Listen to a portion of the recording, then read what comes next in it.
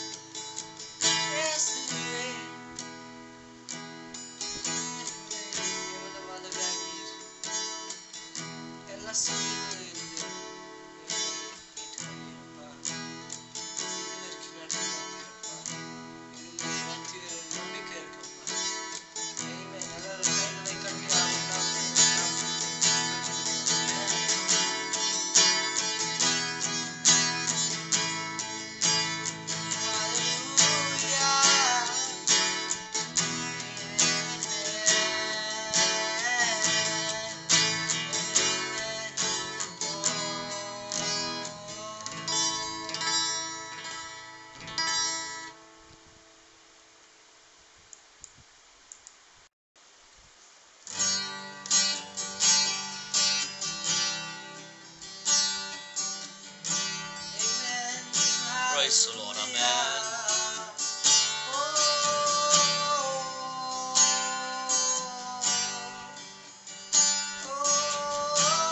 Thank you, Holy Spirit. Hallelujah. நன்றி ஆண்டவரே.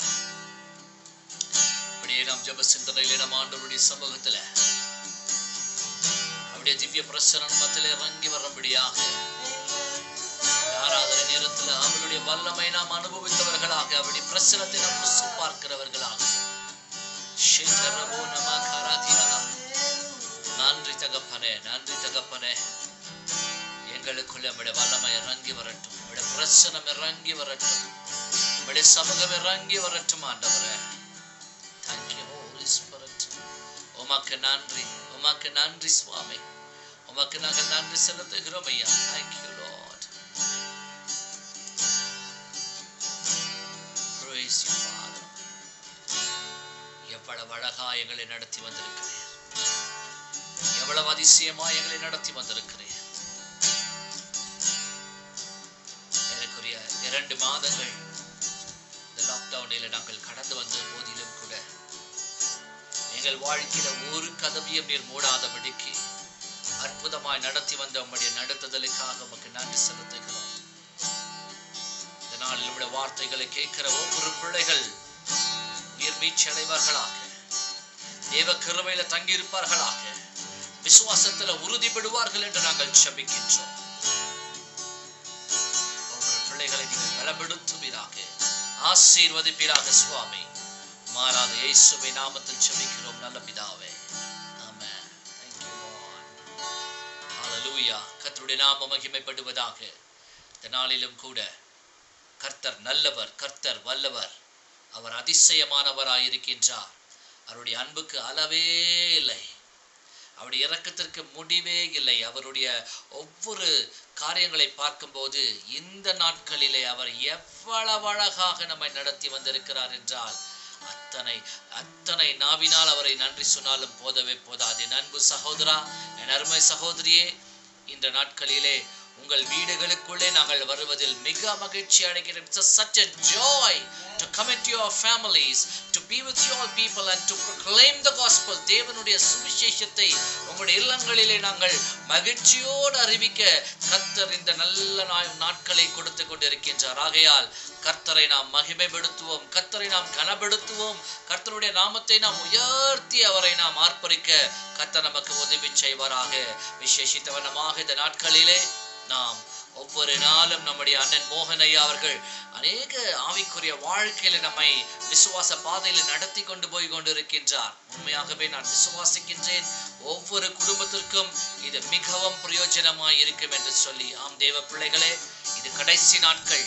தேவனுடைய ஊழியர்கள் முகாந்திரமாக எச்சரிப்பின் சத்தங்கள் நம்முடைய குடும்பங்களிலே துணித்துக் கொண்டிருக்கும் போது நான் விசுவாசிக்கின்றேன், உங்கள் குடும்பங்களிலே குடும்ப ஜெபத்தை நீங்கள் செய்து கொண்டிருக்கிறீர்கள். உங்களுடைய தனிப்பட்ட வாழ்க்கையிலே ஆண்டவரோடு இணைக்கப்படுகிற ஒரு வாழ்க்கை, உங்கள் விசுவாசம் அதிகரித்து இந்த நாட்களிலே அநேக நேரங்கள் நாம் வீட்டில் இருக்கும் போது வார்த்தைகளால் கர்த்தர் நம்மை பலப்படுத்தி கொண்டிருக்கின்றார். வீடுகளிலே ஜெபங்கள் அதிகரித்து இருக்கிறது. இந்த கொரோனா வந்ததின் நிமித்தமாக ஒரு பெரிய எழுப்புதல் நம்முடைய தேசத்துல வந்து கொண்டிருப்பது என்பதை நீங்கள் மறந்து போகாதீர்கள். மறுபடியும் நம்முடைய ஆலயங்கள் திறக்கும் போது, ஓ என் அருமை தேவ பிள்ளைகளே, நீங்கள் ஆண்டவரை ஆர்ப்பரிக்க போகிறீர்கள், ஆண்டவரை துதிக்க போகிறீர்கள். உங்கள் குடும்பங்களிலே சொல்ல முடியாத சந்தோஷம், தேவனுடைய அபிஷேகம், தேவனுடைய அனாயிண்டிங் உங்கள் ஒவ்வொரு வாழ்க்கையை அது ஒரு பெரிய மாற்றத்துக்குள் கொண்டு வருவதிலே ஒரு சந்தேகம் இல்லை. தேவனுடைய பிள்ளைகளே, இந்த நாளிலும் கூட அப்படியே நம் சென்ற ஆண்டவருடைய வார்த்தையை நாம் தியானிக்க போகின்றோம். நம்முடைய உள்ளங்களை ஆண்டவருடைய கரத்தில் ஒப்பு கொடுத்து, ஆண்டவரே இந்த லாக்டவுன் 3 முடிய போகிறது. அரசாங்கம் சொல்லி இருக்கிறது லாக்டவுன் 4 ஆரம்பிக்க போகிறது. அநேக காரியங்கள் நமக்கு ஈஸியாக மாறப்போகிறது. ஆண்டவருடைய கிருபை மிக மிக பெரியதாய் இருக்கிறது. ஆகையால் நம்முடைய கரங்களை உயர்த்தி எங்கே இருந்தாலும் ஒரு அல்லேலூயா சொல்லுவோம். ஹல்லேலூயா. கர்த்தர் நல்லவர், கர்த்தர் இன்றைக்கும் நல்லவராய் இருக்கின்றார். என் அன்பு தேவ பிள்ளைகளே, வேத புத்தகம் இருக்குமானால் உங்களுடைய கரத்துல வேத புத்தகத்தை எடுத்துக் கொள்ளுங்கள். நம் வேத புத்தகத்திலிருந்து இன்றைக்கு சில காரியங்களை நாம் தியானிக்க போகின்றோம். 3 முக்கியமான பகுதிகளிலே நாம் இன்றைக்கு கடந்து போகிறவர்களாய் இருக்கிறோம். முதலாவது விசுவாசம், இரண்டாவதாக மகிமை, க்ளோரி, தேவனுடைய மகிமை, மூன்றாவதாக தங்கும் கிருபை. எப்பவுமே தங்கும் கிருபையை நாம் பெற்றுக்கொள்ள வேண்டும். ஆகையால் இந்த நாளிலே ஒரு தேவன் தம்முடைய பிள்ளைகளோடு கூட அவர் வாழ்ந்து கொண்டிருந்த நாட்களிலே ஒரு மனிதனை அவர் சந்திக்க இருக்கின்றார். அவர்களை குறித்து நாம் தியானிக்க போகின்றோம். எடுத்துக்கொள்ளும் லூக்கா 19ஆம் அதிகாரம். Let us turn our Bible to Luke's Gospel chapter 19 and verse 5. இது அநேக முறை நாம் இந்த அதிகாரத்தை நாம் படித்திருக்கின்றோம், நாம் தியானித்து இருக்கின்றோம். அநேக ஊழியர்கள் சபையிலே அநேக நேரங்களிலே இந்த வார்த்தையை நாம் கேட்டிருக்கின்றோம். ஆனாலும் கூட இந்த நாளின் தியானத்திற்காக எடுத்துக்கொள்வோம். லூக்கா 19ஆம் அதிகாரம் 5ஆம் வசனம். தேவன் இந்த இடத்துல தம்முடைய ஒரு மனிதனை அவர் தெரிந்து கொள்ளுகிறார். அந்த மனிதனுடைய பேர் சகேயு எனப்படுகிறது. இந்த சகேயுடைய வாழ்க்கையில ஆண்டவர் ஒரு மாற்றத்தை கொண்டு வர ஆரம்பிக்கின்றார். இந்த மாற்றம் எப்போது ஆரம்பிக்கிறது என்று சொன்னால், God always desires somebody's life to be possessed by Jesus. தேவனால ஒரு மனிதனுடைய வாழ்க்கை நிரப்பப்பட வேண்டும் என்று எப்போதும் தேவன் விருப்பப்படுகிற தேவனாய் இருக்கின்றார். ஆகையால் தான் ஒரு பாவியான மனிதன், அந்த மனிதனை குறித்து அப்படிதான் சொல்லி இருக்கிறதுங்க. அவன் ஒரு பாவி என்று எழுதப்பட்டிருக்கிறது. He was a tax collector. அவன் வரி வசூல் செய்கிற ஒரு மனிதன். இந்த வரி வசூல் அவன் செய்து கொண்டிருக்கும் போது அவன் வாழ்க்கையில எத்தனையோ தவறுகளை செய்திருக்கிறான். எத்தனையோ ஜனங்களுக்கு மோசம் செய்திருக்கிறான். எத்தனையோ குடும்பங்கள் அவனால பாதிக்கப்பட்டு இருந்தது. இந்த பாதிக்கப்பட்ட குடும்பங்கள் எல்லாம் அநேக நேரத்துல இப்படி வட்டி வசூல் பண்றவங்களெல்லாம் பார்த்து அவங்க என்னென்னோ ஆசீர்வாதம் கூறுவாங்க. எத்தனை பேர் அப்படி ஆசீர்வாதம் கூறி இருக்கிறீங்க? கொஞ்சம் யோசித்து பாருங்க. ஐயோ பாவி மகன் எவ்வளோ வட்டி சாப்பிட்றான், எவ்வளோ மோசம் பண்றான், மாசம் மாசம் எவ்வளோ எங்களுக்கு இவனால நஷ்டம் என்று எத்தனை முறை வட்டிக்கு வாங்கின என் அருமை சகோதரா சகோதரியே, நீங்கள் வேதனைப்பட்ட நாட்கள் உண்டல்லவா? இப்படிதான் இயேசுவின் நாட்களிலும் கூட சகேயு என்கிறவன் வரி வசூல் செய்து கொண்டிருந்தான். அநேகருக்கு மோசம் செய்தான். அநேகர் வாழ்க்கையில அவன் போட்ட வட்டி எல்லாம் அது அவர்கள் அநேக சொல்றாங்க, நாங்கள் பணங்களை வாங்குறதுக்கு மேலாக நாங்கள் வட்டி கட்டி இருக்கின்றோம். இன்றைக்கும் சொல்லிக் கொண்டிருக்கின்றோம். இப்படிப்பட்ட ஒரு மனிதன் அவன் வாழ்க்கையில சமாதானத்தை எழுந்தவனாய் காணப்படுகின்றான். அவன் நல்லவனே கிடையாது. அவன் வழிகள் எல்லாம் மிக மோசமானதாய் இருந்தது. இந்த மனிதனுடைய வாழ்க்கையில அவன் சமாதானத்தை எழுந்தவனாய் இருக்கும்போது அவன் உள்ளத்துல ஒரு பெரிய பாரம். பணம் இருந்தது, செல்வாக்கு இருந்தது, ஆனால் சந்தோஷம் இல்லை. வீடு நிறைய எல்லாம் இருந்தது, ஆனால் மனதிலே திருப்தி இல்லை. வாழ்க்கையிலே விடுதலை இல்லை. அந்நாட்களிலே இயேசுவானவர் அப்புறமாக வந்து கொண்டு ஒவ்வொரு ஜனங்களோடு கூட சம்பாஷணை செய்து கொண்டு வியாதியஸ்தர்களை சொஸ்தமாக்கி கொண்டிருக்கின்றார். பலவீனத்தோடு இருக்கிறவருடைய பலவீனங்களை மாற்றுகிறவராயிருந்தார். கண்ணீரோடு ஓடி வந்த ஜனங்களுக்கு அவர் சமாதானத்தை கொடுத்தவராயிருந்தார். கண்ணீரை துடைத்தவராயிருந்தார். பலவிதமான அற்புதங்களை செய்தார். என் அற்புதர் இயேசு. என் அன்பு தெய்வ பிள்ளையே, அதையெல்லாம் அறிந்த இந்த சகேயு அந்த ஆண்டவரை சந்திக்கும்படியாக, அந்த ஆண்டவருடைய சமூகம் என் வாழ்க்கையில கிடைக்காதா? உலகத்தில் இருக்கிற அநேக ஜனங்களுக்கு சமாதானத்தை கொடுக்கிற இயேசு என் வாழ்க்கைக்கும் சமாதானத்தை கொடுக்க முடியாதோ என்று சொல்லி உள்ளத்துல ஒரு பெரிய வாஞ்சையோடு இயேசுவை பார்க்க வேண்டும் என்று அவன் வாழ்க்கையில் அவன் ஆயத்தப்படுத்தி கொண்டிருந்தான். அநேக ஜனங்களுக்கு முன்பதாக தன்னை அவன் ஒப்பு கொடுக்க முடியாத ஒரு சூழ்நிலைமை. ஏன்னா எல்லா ஜனங்கள் அவனை வெறுத்தவர்களாக இருந்தார்கள். அவர்கள் ஜனங்கள் சொல்லுகிறார்கள் அவன் நல்லவனே இல்லை என்று சொல்லி. இன்றைக்கு நான் அப்படிப்பட்ட ஒரு மனிதனை குறித்து நாம் பார்க்க போகிறோம். இவனுடைய வாழ்க்கையிலே ஆண்டவர் சகேயுவுக்கு ஒரு விசேஷமான ஒரு காரியத்தை சொல்ல போகிறார். நான் இன்றைக்கு உன் வீட்டில் தங்க வேண்டும் என்கிற ஒரு ஸ்பெஷல் பிளஸிங்க ஆண்டவர் சகேயுவுக்கு கொடுக்கிறார். கொடுப்பதற்கு முன்பதாக இந்த சகேயுடைய வாழ்க்கையில ஒரு விசுவாசம் இருந்தது. என்ன இருந்துச்சுங்க? விசுவாசம் இருந்த அந்த விசுவாசம் என்ன என்றால், இந்த இயேசு இந்த உலகத்துல எத்தனையோ பேர் வாழ்க்கையில அற்புதம் செய்கிற அந்த இயேசு எனக்கும் அற்புதம் செய்ய மாட்டாரோ? எனக்கு விடுதலை தர மாட்டாரோ? என் வாழ்க்கையிலையும் சந்தோஷத்தை வருவிக்க மாட்டாரோ என்று சொல்லி அவன் வாஞ்சியோடு இருந்தபடினாலே ஒரு பெரிய ஜனக்கூட்டம் இருந்தது. ஜனக்கூட்டத்தின் மத்தியிலே அவன் இயேசுவை பார்க்க வேண்டும் என்று ஓடி போகிறான். ஓடி போனாலும் இயேசுவை பார்க்க முடியாத ஒரு சூழ்நிலைமை, பெரிய கூட்டம். அவன் உடைய நம்பிக்கை வீண் போகவே இல்லை. அவன் என்ன செய்யறான் தெரியுங்களா? அவன் ஓடுகிறான். எப்படி ஆகிலும் இயேசு இந்த பக்கம் தான் வருவார் என்று அவன் அறிந்து, அவர் வரும் வழியிலே ஒரு காட்டத்தின் மரத்திலே ஏறி அவன் அமர்ந்து இருக்கிறான். பொறுமையோடு காத்திருக்கிறான். இயேசுவை பெரிய ಕೂಟಂ ಸೂಂದಗೊಂಡಿರುವುದು ಒಂದು ದೊಡ್ಡ ಜನಸಾಗರ ದೇವರನ್ನು ಸುತ್ತಿಕೊಂಡಿತ್ತು. ಅಲ್ಲಿ ಬಲಹೀನರು ಬಂದಿದ್ದರು, ಕುಷ್ಠರೋಗಿಗಳು ಬಂದಿದ್ದರು, ಕುರುಡರು ಬಂದಿದ್ದರು, ಸಪ್ಪಾಣಿಗಳು ಬಂದಿದ್ದರು, ಅನೇಕ ವಿಧವಾದ ವ್ಯಾಧಿಗಳಿಂದ ಜನರು ಬಂದಿದ್ದರು. ಅಲ್ಲಿ ಬಂದಿರುವ ಪ್ರತಿಯೊಬ್ಬರನ್ನು ಸ್ವಸ್ಥಪಡಿಸುತ್ತಾ ಜನರ ಮಧ್ಯದಲ್ಲಿ ಯೇಸು ಸ್ವಾಮಿ ನಡೆಯುತ್ತಾ ಬರುತ್ತಾ ಇದ್ದಾರೆ. ಅವರು ಹತ್ತಿರ ಬರುವಾಗ ಸಗೆಯು ತುಂಬಾ ஆசைಯಿಂದ எதிர் ನೋಡ್ತಾ ಇದ್ದಾನೆ. அவன் ஆவலோடு காத்து கொண்டிருக்கிறான். ஆசையோடு இயேசுவை பார்க்க வேண்டும் என்று தான் காத்து கொண்டிருந்தான். ஆம், இன்றைக்கு நீங்களும் உங்களுடைய இல்லத்துல தேவனுடைய வார்த்தையை கேட்க வேண்டும், ஆண்டவருடைய முகத்தை பார்க்க வேண்டும் என்று வாஞ்சையோடு நீங்கள் வார்த்தைக்காக காத்திருக்கிறீர்கள் அல்லவா? அப்படிதான் அன்றைக்கு இயேசுவினோடு பேச வேண்டும் என்று அவன் ஆவலோடு காத்திருந்தான். என்ன ஒரு கோஇன்சிடென்ஸ் பாருங்க. இயேசு அப்புறம் அவ்வழியாய் வந்து அவன் இருக்கிற இடத்திலே அவர் நின்றார். அவர் நின்ற பிறகு அவருடைய கண்கள் மரத்துக்கு நேராய் ஏறி பார்த்தது. அந்த மரத்துக்கு நேராய் பார்த்து அவர் பெயர் சொல்லி அழைக்கிறார். What a wonderful God is your Father.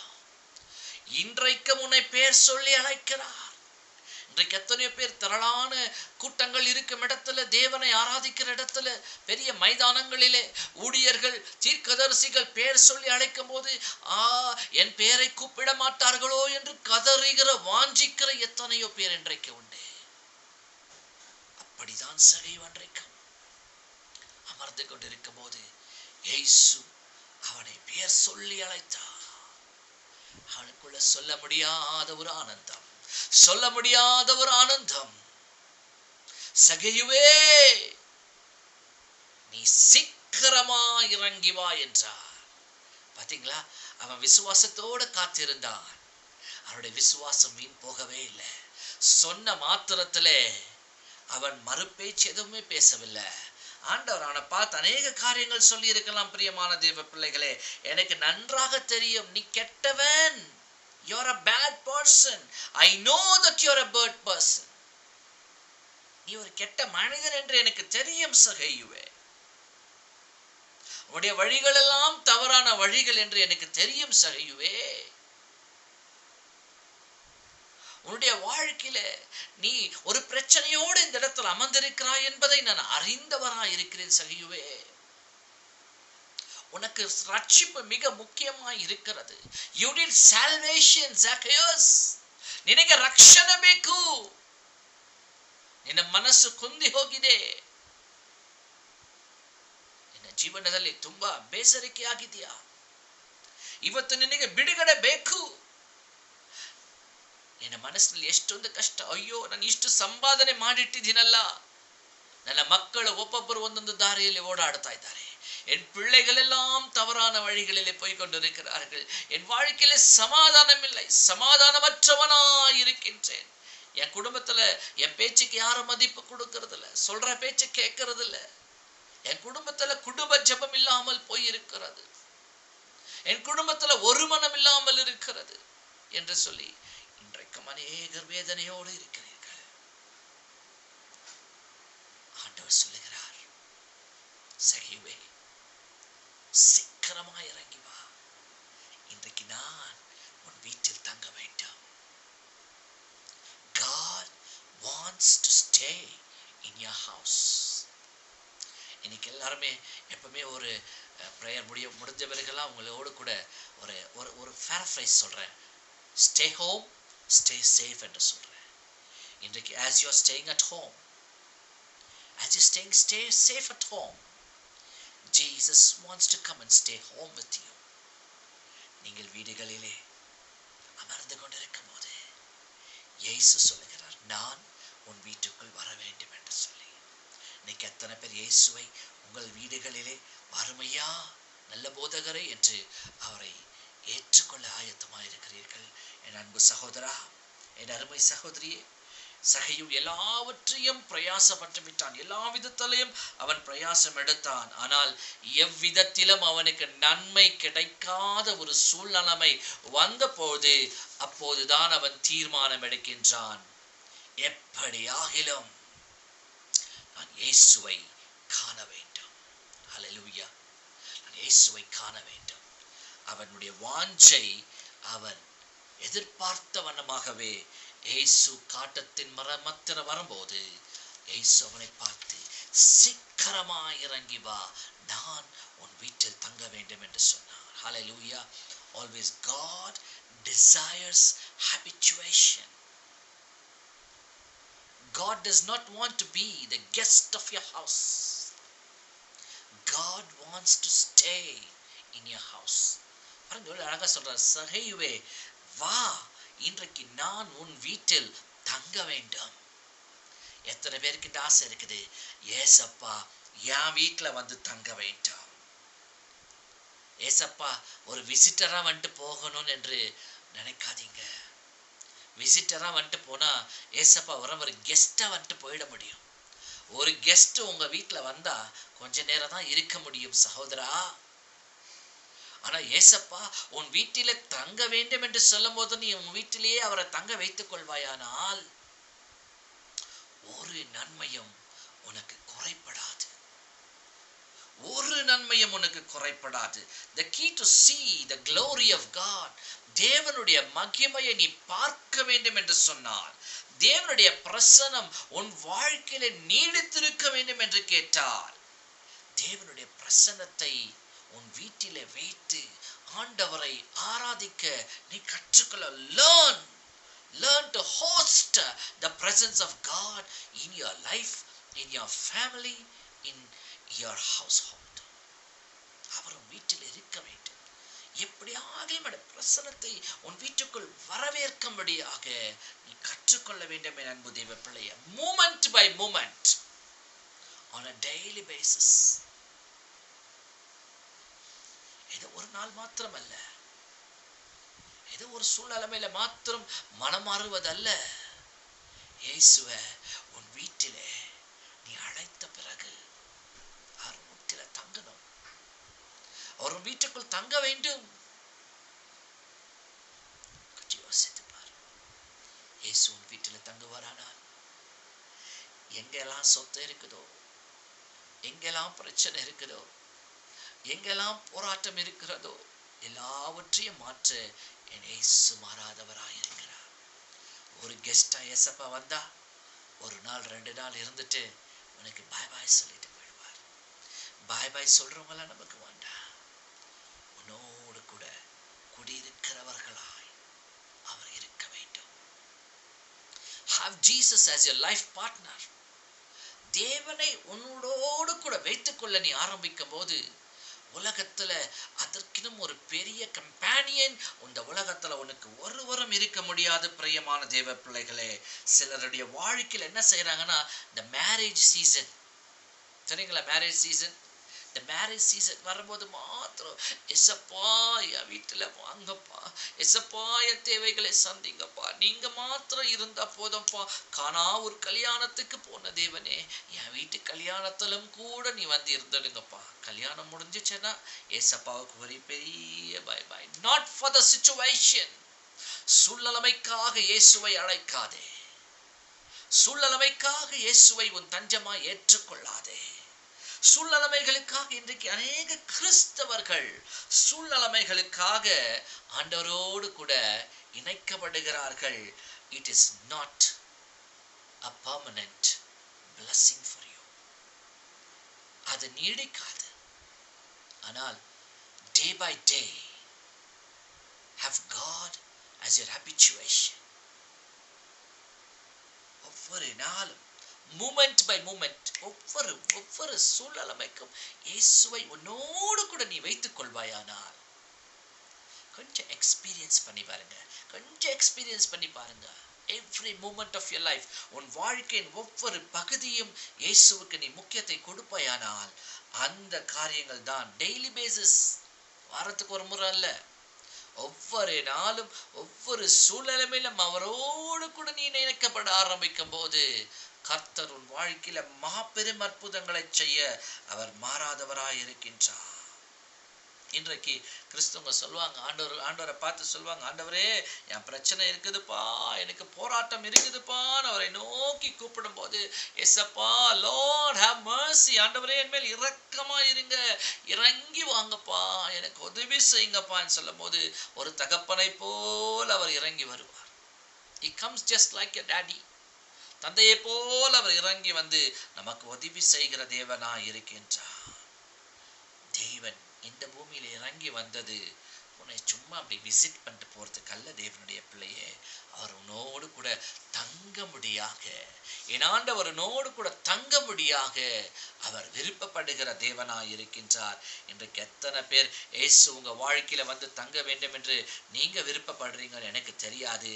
ஆனால் இன்றைக்கு மகாராஜா இயேசுவை உன்னோடு கூட உன் வீட்டில் தங்குவதற்காக நீ அவரை ஏற்றுக்கொள்வாயானால், அல்லேலூயா, இயேசுவானவர் உயிர்த்தெழுந்த பிறகும் கூட அவருடைய சீடர்களை பார்த்து சொல்லுகிறார், நான் போகிறேன் சொன்னாரா இல்லைங்களாங்க?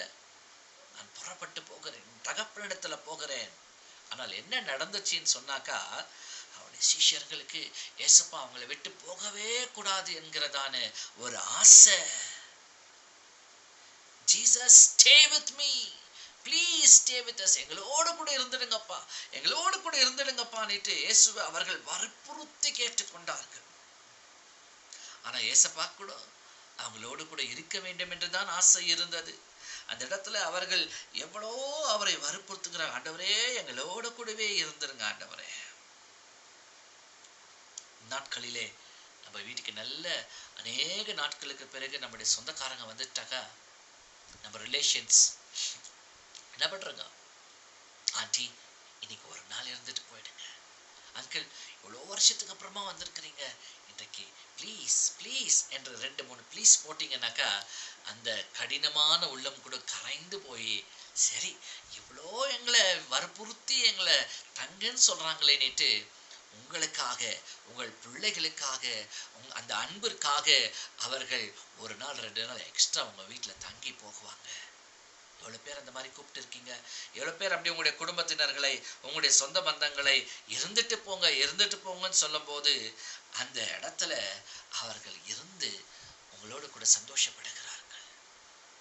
இப்படி உன் அப்பன் இயேசுவை நீ அழைப்பாயானா, ஆண்டவரே வாங்கப்பா, என் வீட்டுல வந்து தங்குங்கப்பா, என் கூட இருங்கப்பான்னுட்டு நாம் ஆண்டவரை சந்தோஷத்தோட மகிழ்ச்சியோடு அவரை அழைப்போமானால் இயேசுவும் கூட மிகவும் விருப்பப்படுகிறார். He wants to make his habituation with his children. தம்முடைய பிள்ளைகளோடு கூட அவர் தங்க வேண்டும் என்று அவர் மிகவும் வாஞ்சிக்கிற தேவனாய் இருக்கின்றார். ஹல்லேலூயா. இன்றைக்கு நாம் யாவரும் இந்த இடத்துல வந்திருப்பது ஆண்டவரோடு இணைக்கப்படபடியாக. We only come and experience the visitation and go most of the time. But வந்து கொஞ்ச நேரம் இருந்து அந்த நேரத்தை நாம் செலவழித்து அந்த விசிட் பண்ணிட்ட உடனே எப்போ போகலாம், எப்போ காலி பண்ணலாம். இன்னைக்கு ரொம்ப பேர் சர்ச்சுக்கு வரும் கூட அப்படிதான், எப்போ வரோம், எப்போ முடியும் அந்த விசிட் முடிச்ச உடனே எஸ்கேப் ஆயிடுவாங்க. ஏசப்பா அதை விருப்பப்படுகிற தேவன் அல்ல. He does not put his interest in just becoming a guest in your family. He wants to be one among the family. He wants to be the master and the leader of your family.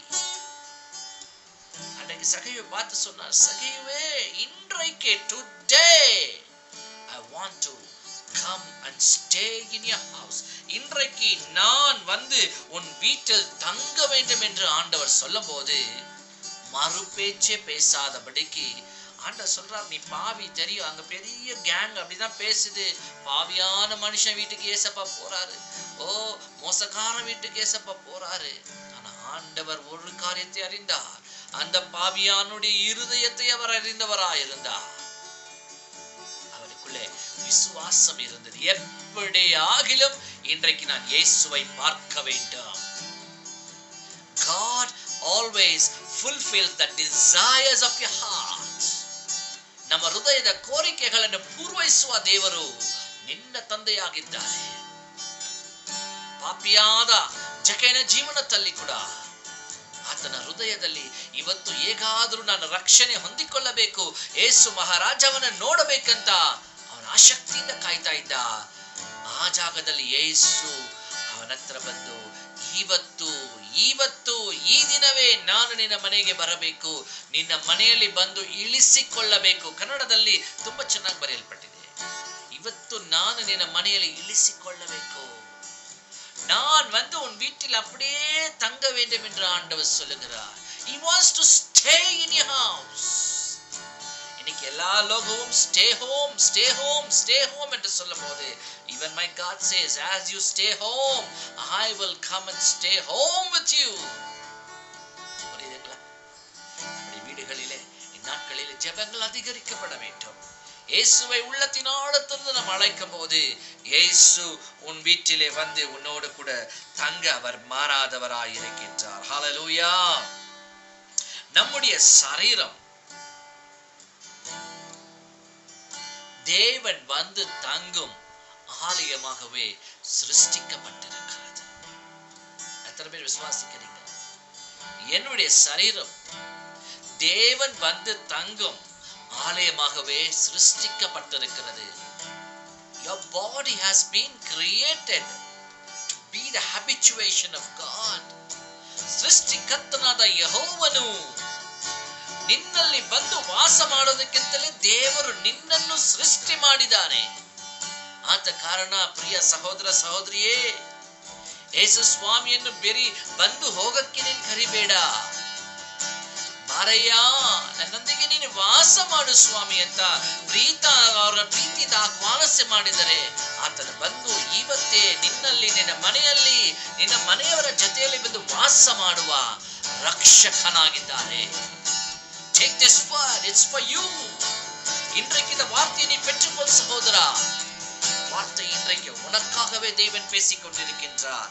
When you carry, தேவனை நீ சுமக்க ஆரம்பிக்கும் போது, when you carry God, you can walk into any situation.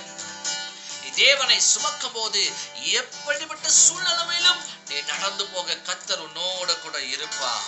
நீ போகும்போது நீ தேவனை சுமந்து தேவனை நீ பெற்றுக்கொள்ளும் போது, தேவனை உன்னுடைய வீட்டின் எஜமானாக ஏற்றுக்கொள்ளும் போது, when you make God your habituation, தேவனை உன் வீட்டிலே நீ வைத்துக் கொள்ளும் போது தேவனை நீ சுமக்க ஆரம்பிக்கின்றார். He becomes the piece and parcel of your family.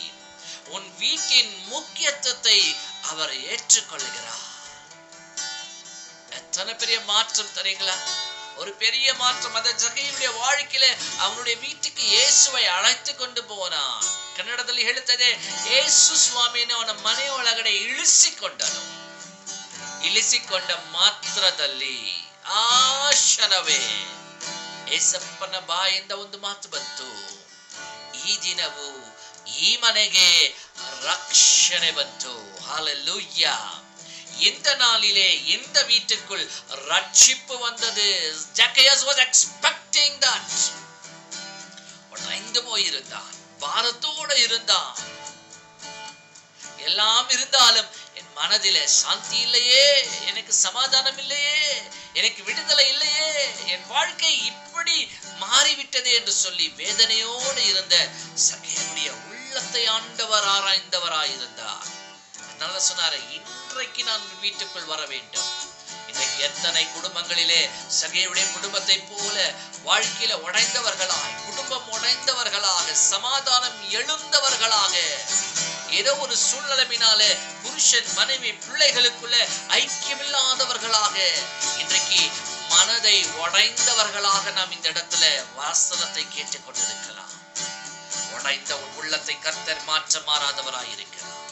இயேசு உன்னை பார்த்துதான் சொல்லுகிறார், இன்றைக்கு நான் உன் வீட்டுக்குள் வர வேண்டும், வீட்டுக்குள் வர வேண்டும். எத்தனை பேர் இயேசுவை ஏற்றுக்கொள்ள போறீங்க? ஆண்டவரே, என் வீட்டுக்குள்ள வாரும் ஆண்டவரே. பாருங்க எவ்வளவு அழகா அவன் அப்படியே வீட்டுல கொண்டு போனா. இயேசு அவனுடைய வீட்டுக்குள் நுழைந்தார்.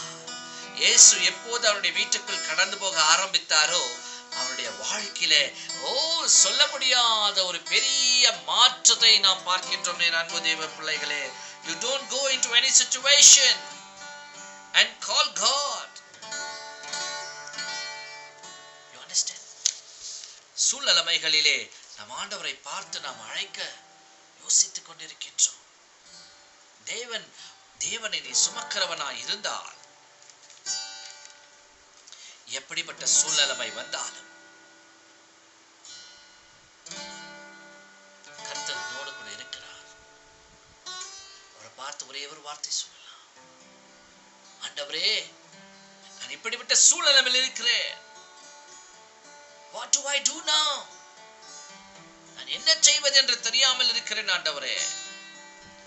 ஆண்டவர் சொல்வாரே, என்னுடைய குடியிருப்பு உன்னோடு கூட இருந்தால் நீ எதை குறித்தும் கவலைப்பட வேண்டியதே கிடையாது. If my habituation is with you, you need not worry because I am with you. என் அன்பு தேவ பிள்ளையே, என்னுடைய குடியிருப்பு உன்னோடு கூட இருக்குமானால் எதை குறித்தும் கவலைப்படாதே. ஏனென்றால் நான் எல்லாவற்றையும் பார்த்து கொள்ளுகிறவராய் இருக்கிறேன் என்று தேவன் நமக்கு இன்றைக்கும் நம்மை பலப்படுத்துகிற தேவனாய் இருக்கின்றார். நம்முடைய சகல சூழ்நிலைகள் மாறிவிடும். Every situation, your entire circumstances will change forever. Believe me. Take this word into your life. இந்த வார்த்தையை நீ பெற்றுக்கொள்ள அன்பு தேவ பிள்ளையே. இன்றைக்கு ஆண்டவர் என்னோடு கூட ஏதாவது பேச மாட்டாரா என்று காத்துக் கொண்டிருப்பாயானால் இந்த வார்த்தை உனக்கு தேவ பிள்ளையே. இன்றைக்கு உன் இருதய கதவை திறந்து எனக்கு ரட்சிப்பு வேண்டுமையா என்று சொல்லு. கர்த்தர் உன் வீட்டுக்குள் இறங்கி வந்து உன்னுடைய பிரச்சனைகளை மாற்ற, உன் வாழ்க்கையில் அற்புதங்களை செய்ய அவர் மாறாதவராய் இருக்கின்றார். எங்கே போனாலும் என் ஆண்டவர் உன்னோடு கூட போக அவர் ஆயத்தமாய் இருப்பார். மேரி போகிற இடத்திலெல்லாம் என் ஆண்டவர் மேரியோடு கூட போனார். பேதுரு போகிற இடத்தெல்லாம் ஆண்டவர் பேதுருவோடு கூட போனார். யோவான் போன இடத்திலெல்லாம் தேவன் யோவானோடு கூட போனார். நடந்த விஷயம் என்ன தெரியுங்களாங்க? அவங்க போன இடத்துல எல்லாம் ஆண்டவர் அவர்களோடு கூட இருந்தபடினாலே அவர்கள் அற்புதங்களையும் அதிசயங்களையும் செய்ய ஆரம்பித்தார்கள். ஹல்லேலூயா. நாம் we call, come Jesus come, வாங்க ஆண்டவரே வாங்க என்று அநேக நேரத்துல நாம் கூப்பிடுகிறோம் பிரியமானவர்களே. ஆனால் நமக்கு ஒரு விஷயம் நாம் அறிந்து கொள்ள, we don't know that Jesus is with you always. எத்தனையோ நேரத்துல இயேசுவை கூட இருக்க வச்சுக்கனே நம்ம இயேசுவே எங்க இருக்கிறீங்கப்பா என்று நம்முடைய உள்ளத்தில மனக்கலக்கத்துல நாம் என்ன செய்கிறோம் என்று நாம் அறியாமல் ஆண்டவரை கூப்பிடுகிறோம். ஆனா நீ தேவனை சுமக்கிற ஒரு மனிதனாய் இருப்பாயானால் தேவன் உன்னோடு கூட இருக்கிறார் என்பதை நீ மறந்து போகவே முடியாது. பிரியமான தேவ பிள்ளைகளே, ஆண்டவர் சொல்லுகிறார், உன்னுடைய வாழ்க்கையை ஆண்டவரோடு கூட நீ ஆயத்தப்படுத்தி கொண்டு வைத்துக் கொள்ள இருக்கும் போது தேவனுடைய பிரசன்னத்தை நீ அனுபவிக்கும்படியாக உன்னை ஆயத்தப்படுத்திக் கொள் என்று ஆண்டவர் சொல்லுகிறார். Hallelujah. Learn to host the presence of God into your life. தேவனுடைய அந்த பிரசன்னத்தை உன் வாழ்க்கையில எப்போதும் அதை நீ கடைபிடிக்க நீ கற்றுக்கொள்வாயானால், நீ பஸ்ல போகும்போதும் கூட, நீ ட்ரெயின்ல போகும்போதும் கூட, நீ நடந்து போகும்போதும் கூட உனக்குள்ளே இருக்கிறவர் சர்வ வல்லமை உள்ளவர் என்பதை நீ அறிந்து கொள்வாய். நீ பஸ்ல பிரயாணம் செய்யும் போது அந்த பஸ்ஸுக்குள்ள நீ நின்று கொண்டிருக்கும் போது கண்டக்டர் உனக்கு முன்ன பின்ன வருவார். ஆனா அவர் அப்படி அந்த புறப்பட்டு போகும்போதே கண்டக்டருக்குள்ள ஒரு எலக்ட்ரிக் ஷாக் வரும். உனக்குள் இருக்கிற அந்த வல்லமை அப்படியே அவரை தொட ஆரம்பிக்கும். He will be able to feel the presence of God. ஏதோ ஒரு காரியம் நடக்கிறது என்று சொல்லி அவர்களுக்குள்ள மாற்றத்தை காணத்தக்க அளவிலே கர்த்தர் உனக்குள்ள கிரியை செய்ய மாறாதவராய் இருக்கின்றார். நீ பேங்குக்கு போ, கர்த்தர் உன்னோடு கூட இருக்கிறபடினால நீ நினைப்பதற்கு மேல அப்படியே ஆண்டவர் அந்த பேங்க்ல எந்த காரியத்துக்காக போறியோ அந்த வேலையை டக்குன்னு முடிச்சு கொடுப்பாரு. Whatever could be your things, if you carry Jesus with you, He will go before you and make a way for you. நீ நினைப்பதற்கு மேலாக ஒவ்வொரு காரியத்தில் அற்புதம் செய்ய மாறாதவராய் இருக்கிறார். அநேக நேரத்துல என் ஜெபம் கேட்கப்படவில்லையே, ஐயோ போற காரியம் நடக்கலையே, ஐயோ முடியலையே என்று நீ அநேக நேரத்துல புலம்பிக் கொண்டிருக்கின்றாய். ஏன் தெரியுங்களா? இயேசுவை உன்னுடைய வாழ்க்கையில் நீ ஏற்றுக்கொள்ளவில்லை. வாழ்க்கையில் அவரை முற்றிலும் பெற்றுக்கொள்ள வேண்டும், அவரை நிரப்பப்பட வேண்டும். ಜಕಯ ಯೇಸು ಸ್ವಾಮಿಯನ್ನು ಆತನ ಮನೆಯಲ್ಲಿ ಇಳಿಸಿಕೊಂಡನು. ஆண்டவர் தங்க வேண்டும் என்று சொல்லும் போது அவரை நீ ஏற்றுக்கொள்ள வேண்டும். உன் வீட்டில் அவர் தங்கிடுங்க. வேற பெரிய காரியம் ஒன்றும் செய்ய வேண்டியதே கிடையாது. அவர் உன் வீட்டிலே எல்லாவற்றுக்கும் எஜமானனா இருந்து உன் வீட்டில் அவர் அதிசயம் செய்வதற்காக அவரை நீ ஏற்றுக்கொள்வாயானால் you should carry him. நீ God கேரியரா மாறிவிடணும்.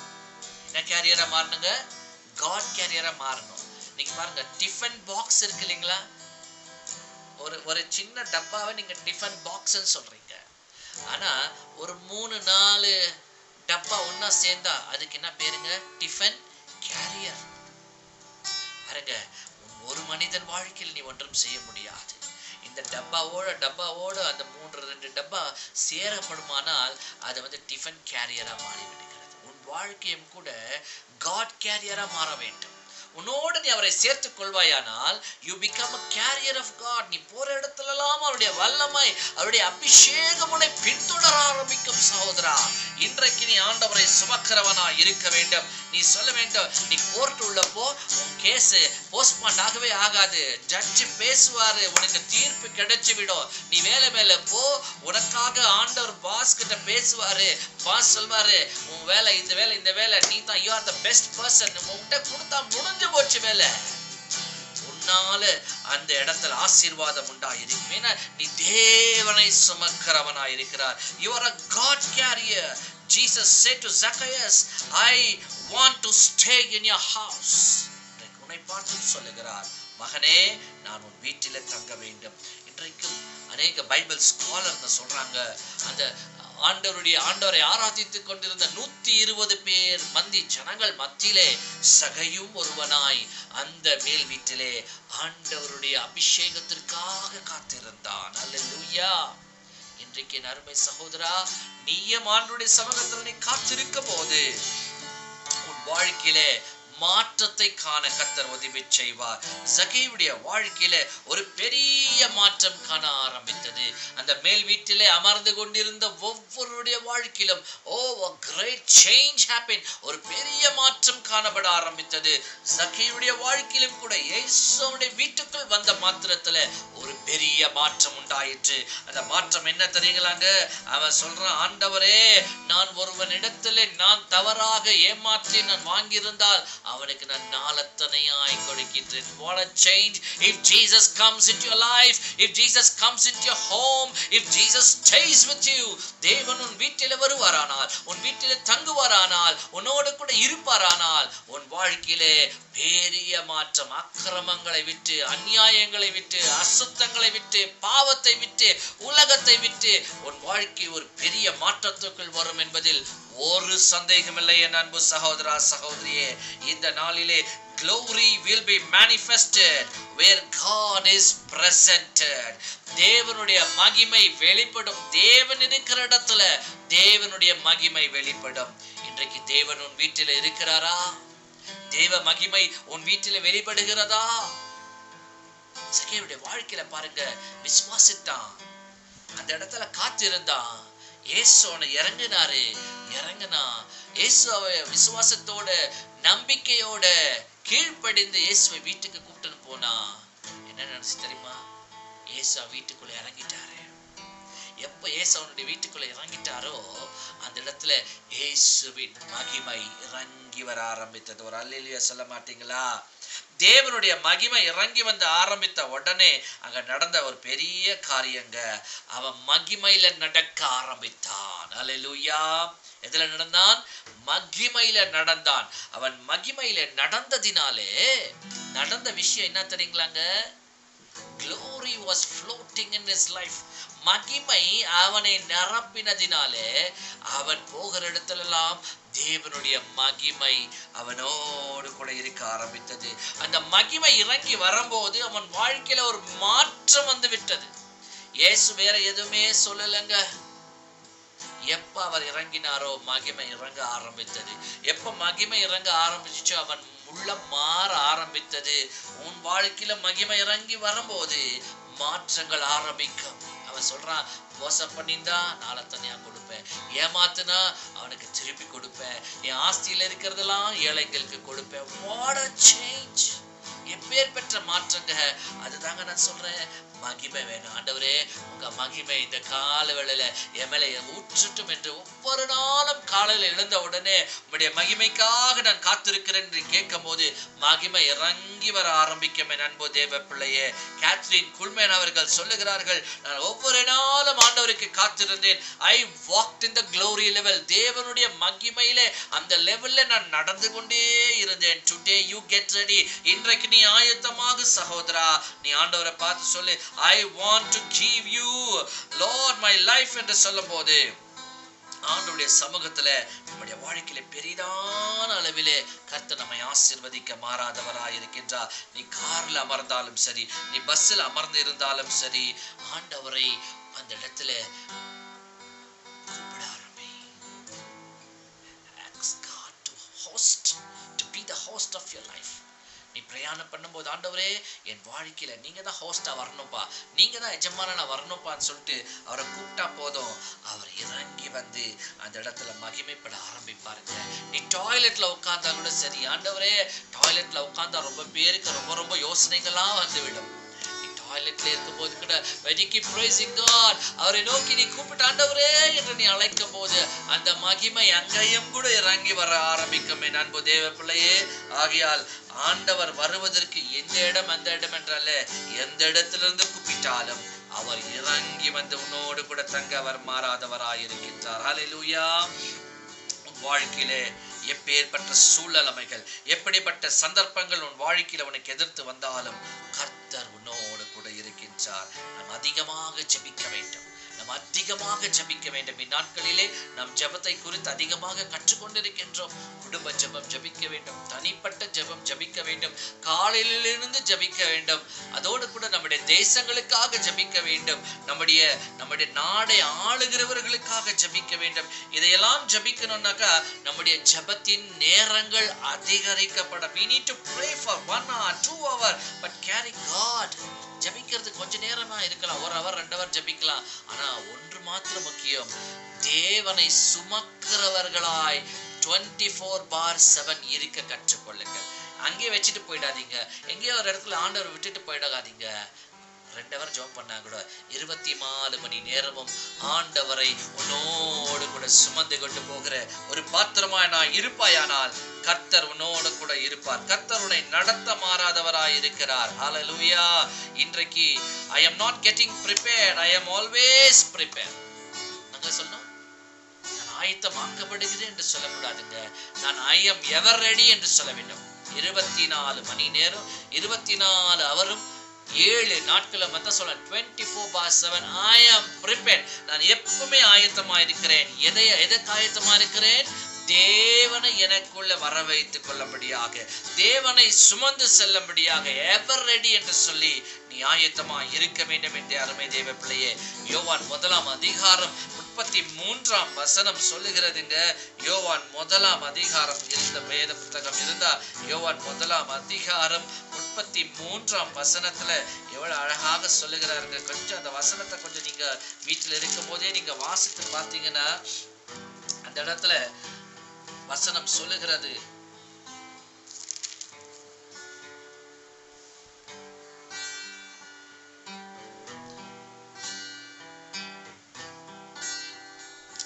தேவனுடைய ஆவி இறங்கி வந்து அவருக்கு மேல் தங்கி இருந்தது என்று அந்த வசனம் கூறுகிறதா இருக்கிறது. வாசிங்க, வீட்டுல வாசிங்க.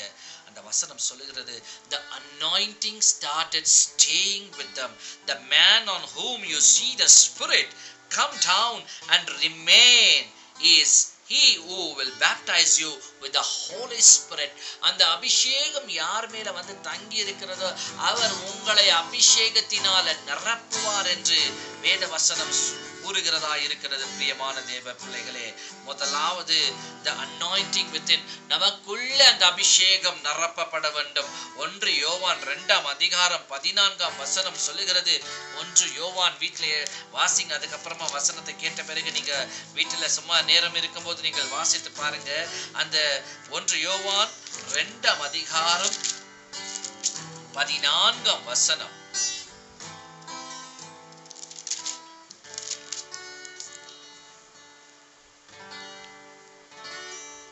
அவர் சொல்றாரு பாருங்க, because you have known me who is from the beginning, I write to you, young man, because you are strong and the word of God lives in you.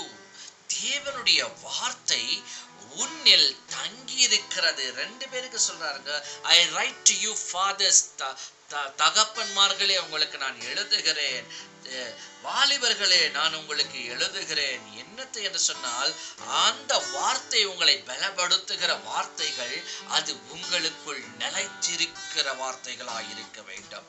இன்றைக்கு தேவனுடைய பிள்ளைகளுக்கு ஆண்டவர் சொல்லுகிறார். நான் கடைசியாய் முடிக்க நான் விருப்பப்படுகிறேன். லூக்கா 4 அதிகாரம் 1 கூட பார்க்கும்போது அந்த அபிஷேகம் இறங்கி வருகிறது. The anointing comes down upon him and making him a warrior. தேவனுடைய அபிஷேகம் இறங்கி வந்து அவரை ஒரு பெரிய வல்லமை உள்ளவராய் மாற்றினது என்று நாம் பார்க்கின்றோம். மிக முக்கியமானது, அபிஷேகம் இறங்கி வந்து நம்ம மேல தங்க வேண்டும். தேவனுடைய பிள்ளையே, சகையுடைய வீட்டிலே தேவனுடைய பிரசனம் இறங்கி வந்து அந்த வீட்டில் தங்கி இருந்தது. இன்றைக்கு எங்கெல்லாம் அவருடைய பிரசனம் தங்கி இருக்கிறதோ அந்த இடத்துல பெரிய அற்புதம், அந்த இடத்துல பெரிய ஆசீர்வாதம், அந்த இடத்துல ஒரு பெரிய விடுதலை. கர்த்தர் மாறாதவராய் இருக்கின்றார். இன்றைக்கு நாம் மாற வேண்டும், நம்முடைய வாழ்க்கை மாற வேண்டும், நம்முடைய வாழ்க்கையில ஒரு பெரிய மாற்றம் இருக்க வேண்டும்.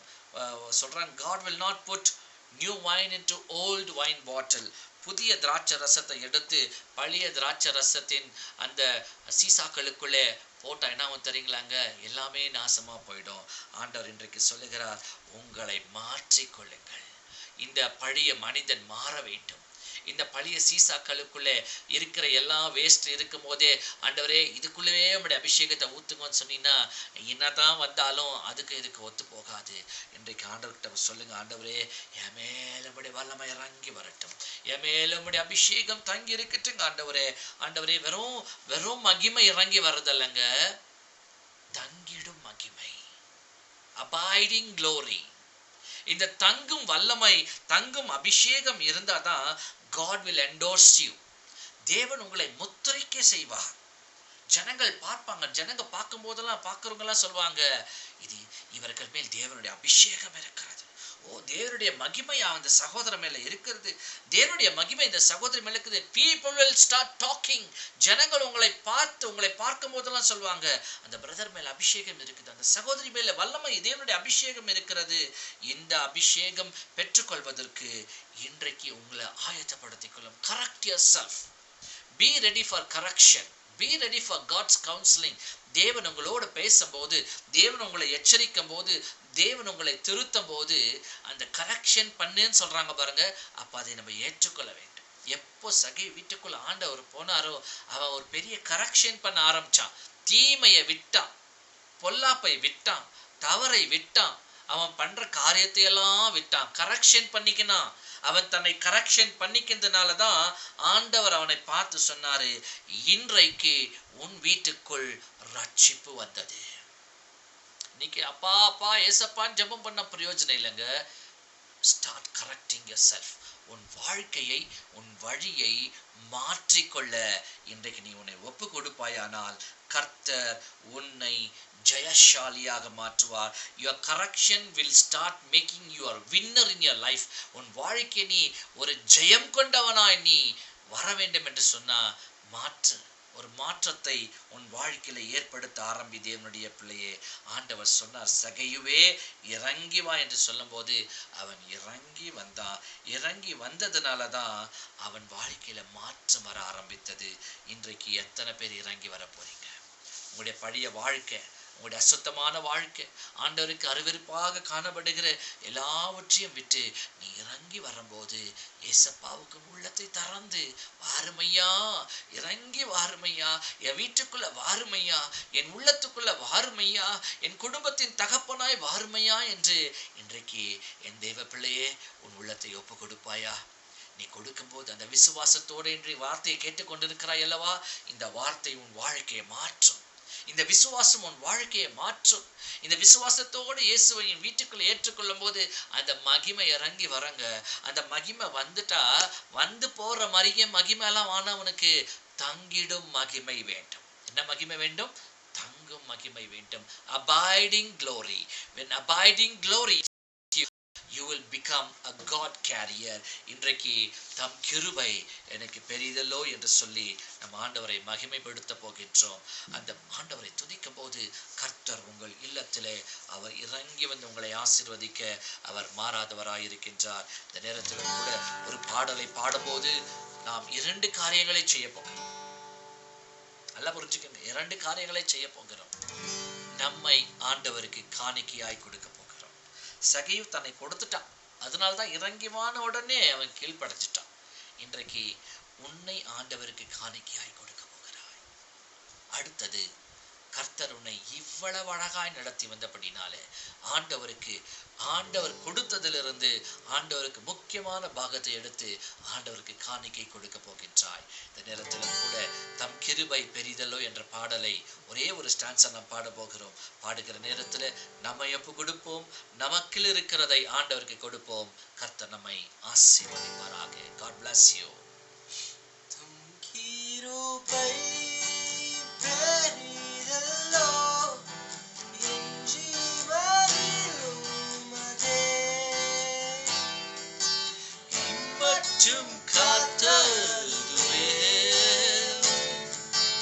இன்னும் தேவை கிருபை தாருமே இன்னும் தேவை கிருபை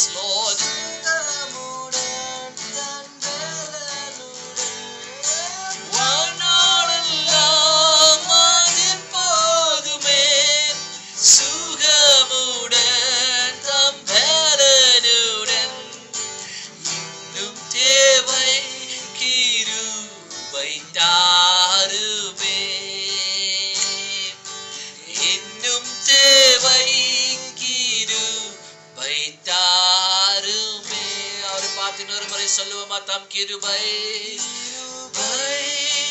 பெரிதல்லோ என் ஜீவனிலும் அதே இம்மட்டும் காத்ததுவே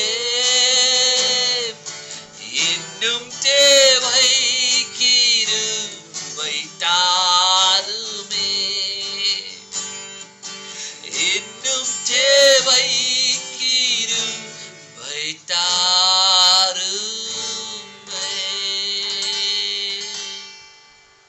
அப்படியே கண்களை மூடி தம் கிருபை எனக்கு பெரிதல்ல சுவாமி, உங்க கிருபை இல்லனா நான் ஒன்றுமில்லை சுவாமி. தங்கிடும் கிருபை, let your abiding glory ನಿಲ್ಲುವ ಕೃಪೆ ನನ್ನ ಮನೆಯಲ್ಲಿ ನನ್ನೊಂದಿಗೆ ಶಾಶ್ವತ ಕಾಲ ಇರುವ ಕೃಪೆಯನ್ನು ನನಗೆ ದಯಪಾಲಿಸುವಂತ ನಮ್ಮ ಹೃದಯಗಳನ್ನು ಬಿಚ್ಚಿ ದೇವರ ಪಾದದಲ್ಲಿ ನಮ್ಮನ್ನು ಅರ್ಪಣೆ ಮಾಡೋಣ. ஆண்டவருடைய வார்த்தையை கேட்டுக்கொண்டு வந்த ஒவ்வொரு தேவ பிள்ளையை இன்றைக்கு நாம் பாடின பாடல்களோடு அவருக்கு நாம் நம்மை அர்ப்பணிப்போம். இந்த நாளிலே கண்ணீரோடும் பிரச்சனையோடும் போராட்டத்தோடு உன் உள்ளத்திலே வேதனை நிறைந்தவனாய் நீ இருந்தா இன்றைக்கு உன்னை பார்த்து ஆண்டவர் சொல்லுகிறார், என் மகளே என் மகனே, பேர் சொல்லி அழைக்கிற தேவன் அவரை உன்னை பார்த்துதான் சொல்றார், மகனே மகளே என்று உன்னை அழைக்கும் போது உணர்ச்சி உள்ள இருதயத்தோடு ஆண்டவரே என்று நீ உன்னை ஒப்பு கொடுப்பாயானால் இன்றைக்கு அப்பா சொல்லுகிறார், நான் உன் வீட்டில் தங்க வேண்டும். I want to stay in your home. Invite Jesus into your house. இயேசுவே என் வீட்டுக்குள்ள வாங்கப்பா என்று அன்போடு நாம் அழைத்துக் கொள்ளும் போது அவருடைய மகிமை உன் வீட்டிலே வரும் சகோதரா. அவருடைய அன்பின் கரம் உன் மேல இறங்கி வரும் சகோதரியே. அந்த மகிமை இறங்கி வரும்போது உன் பலவீனங்கள் ஓடி போகிறது, உன் கண்ணீர் துடைக்கப்படுகிறது, உன் பலவீனங்கள் உன்னை விட்டு அகன்று ஓடப்படுகிறது. உன்னை இதுவரைக்கும் ஆண்டு கொண்டிருந்த எல்லா பிசாசின் கட்டுகள் இப்போது உன்னை விட்டு ஓடி போகிறது. கர்த்தர் சுகம் கொடுக்கிறவராய் இருக்கிறார். உன் வாழ்க்கையில் அற்புதம் செய்து கொண்டிருக்கின்றார். இன்றைக்கு experience the supernatural presence of the Holy Ghost. தேவனுடைய பெரிதான வல்லமை இந்த நாளிலே உன்மேல் இறங்கி வருவதை அனுபவிப்பாயாக. கர்த்தர் பெரியவர். அவருடைய தங்கிடும் கிருபை உன்னை சூழ்ந்து கொண்டிருக்கிறபடினால எப்போதும் அந்த மகிமை உன்மேல தங்கி இருக்கும்படியா, உன்மேல் அந்த அபிஷேகம் நிலைத்திருக்கும்படியாய் நான் ஜெபிக்கிறேன். என் தகப்பனே, உம்முடைய வார்த்தை கேட்ட ஒவ்வொரு பிள்ளைகள் மேலும் உம்முடைய பிரசன்னம் இறங்கி வருவதாக. என் ஜனங்கள் கர்த்தருக்காக இந்த கடைசி நாட்களிலே எழும்பி பிரகாசிப்பார்கள் என்று நாங்கள் ஜெபிக்கிறோம். தேவ சமூகத்தில் எழும்பி கர்த்தர் பெரிய காரியம் செய்திட்டார் என்று நற்சாட்சி கொடுக்கிற பிள்ளைகளாக எங்கள் பிள்ளைகளை எழுப்புவீராக ராஜா. வரும் நாட்களிலே தேவனை சுமக்கிறவர்களாக, தேவனுடைய அபிஷேகத்தை சுமக்கிறவர்களாக, தேவனுக்காக வல்லமையாய் எழும்புகிறவர்களாக எங்கள் பிள்ளைகளை நட்சத்திரங்களாக மாற்றுவீராக. விசுவாசத்தோடு நாங்கள் ஜெபிக்கிறோம். ஒவ்வொரு பிள்ளைகளை நீர் ஆசீர்வதிப்பீராக. இந்த நாளில உள்ளத்தை தன்னுடைய உள்ளத்தை ஆண்டவருக்கு கொடுத்த பிள்ளைகளுக்காய் ஜெபிக்கிறோம். தங்களுடைய உள்ளத்தின் ஆழத்திலிருந்து ஆண்டவருக்காக கொடுத்த ஒவ்வொரு கரங்களுக்காக நாங்கள் ஜெபிக்கின்றோம். ஆசீர்வதிப்பீராக. எங்கள் சபையின் ஊழியர்களுக்காக, மூப்பர்களுக்காக, சுவிசேஷர்களுக்காக, உலகமெங்கும் நடக்கிற ஊழியங்களுக்காக, தேவனுடைய நாமத்தை மகிமைப்படுத்துகிற ஒவ்வொரு தேவ பிள்ளைகளுக்காய் நாங்கள் ஜெபிக்கிறோம். உம்முடைய சமாதானம், உம்முடைய ஆசீர்வாதம் ஒவ்வொருடைய வாழ்க்கையிலே நதியை போல புரண்டு வரும்படியாய் ஜெபிக்கிறோம். ஆசீர்வதிப்பீராக. சகல துதியும் கனமும் மகிமை ஒவ்வொருவருக்கு மாத்திரம் செலுத்துகிறோம். மாறாத இயேசுவின் நாமத்தில் ஜெபிக்கிறோம் எங்கள் ஜீவனுள்ள நல்ல பிதாவே, ஆமென். நம்முடைய கர்த்தராகிய இயேசு கிறிஸ்துவின் கிருபையும் பிதாவாகிய தேவனுடைய அன்பும் பரிசுத்த ஆவியானவருடைய அன்னியமும் ஐக்கியமும் சகவாசமும் சமாதானமும் இன்றும் என்றும் சதா காலங்களிலே நம் அனைவரோடும் சகல பரிசுத்தவான்களோடு கூட அவருடைய ராஜ்யத்தின் கடைசி வரைக்கும் இருப்பதாக. ஆமென். யாவரும் சேர்ந்து செல்வோம். என் ஆத்துமாவே கர்த்தரை ஸ்தோத்திரி, என் முழு உள்ளமே அவருடைய பரிசுத்த நாமத்தை ஸ்தோத்திரி. என் ஆத்துமாவே நீ கர்த்தரையே ஸ்தோத்திரி. கர்த்தர் செய்த சகல உபகாரங்களை நீ மறக்கவே மறக்காதே. ஆமென் ஆமென். ஹalleluya. கர்த்தர் நம்மை ஆசீர்வதிப்பாராக. தொடர்ந்து ஒவ்வொரு வாரமும் ஆண்டவருடைய வார்த்தை நாம் கேட்போம். அதி சீக்கிரத்தில் வருகிற தேவன் நம்முடைய சூழ்நிலைமைகளை எல்லாம் மாற்றி ஒரு பெரிய அற்புதம் செய்ய இருக்கின்றார். அதி சீக்கிரமாய் நாங்கள் உங்களை நேரில் சந்திக்க நாங்கள் வாஞ்சிக்கின்றோம். அது வரைக்கும் stay home, stay safe. God bless you one and all.